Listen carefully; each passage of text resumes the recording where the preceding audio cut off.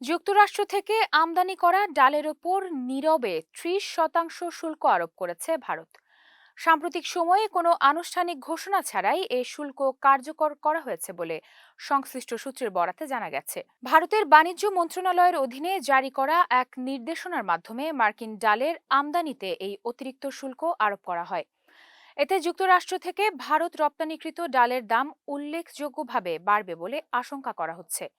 বিশ্লেষকদের মতে দেশীয় কৃষকদের স্বার্থ রক্ষা ও স্থানীয় বাজারে ডালের দাম স্থিতিশীল রাখতে ভারত সরকার এ সিদ্ধান্ত নিয়েছে।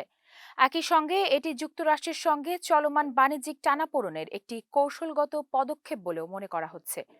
ভারত বিশ্বের অন্যতম বৃহৎ ডাল আমদানিকারক দেশ। বিশেষ করে যুক্তরাষ্ট্র, কানাডা ও অস্ট্রেলিয়া থেকে দেশটি উল্লেখযোগ্য পরিমাণ ডাল আমদানি করে থাকে। নতুন এই শুল্ক আরোপের ফলে ভারত যুক্তরাষ্ট্রের কৃষি পণ্য বাণিজ্যে প্রভাব পড়তে পারে বলে ধারণা করা হচ্ছে।